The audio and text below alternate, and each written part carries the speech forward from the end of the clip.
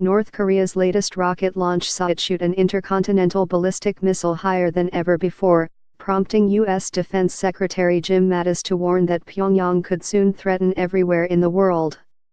A THAAD anti-missile system being tested in the Western Pacific in 2013.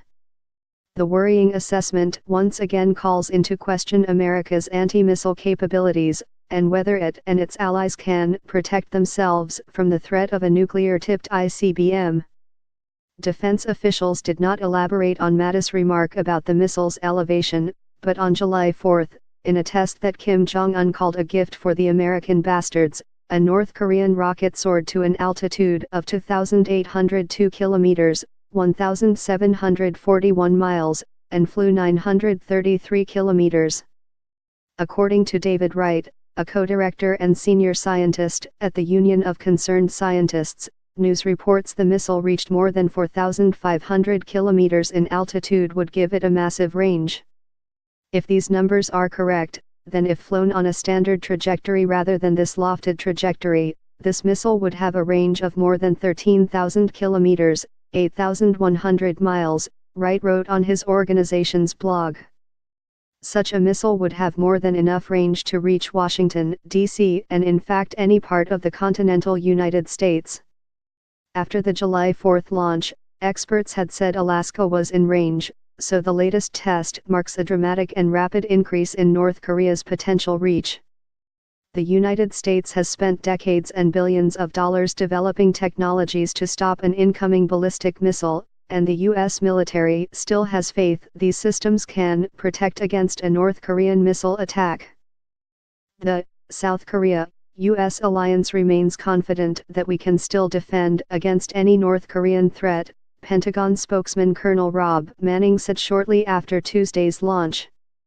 America and its allies have several technologies at their disposal, none of which is infallible.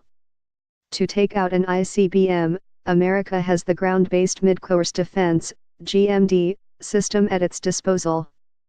Installed at Fort Greely, about 100 miles outside Fairbanks in Alaska, and California's Vandenberg Air Force Base, the GMD can hit an incoming missile in space.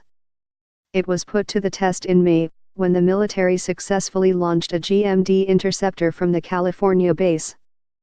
The missile blasted outside Earth's atmosphere and smashed into a dummy ICBM target, destroying it in a direct collision. But the GMD system has had a checkered record in previous tests, failing in earlier launches against slower-moving targets, and it could be overwhelmed by a barrage of incoming missiles.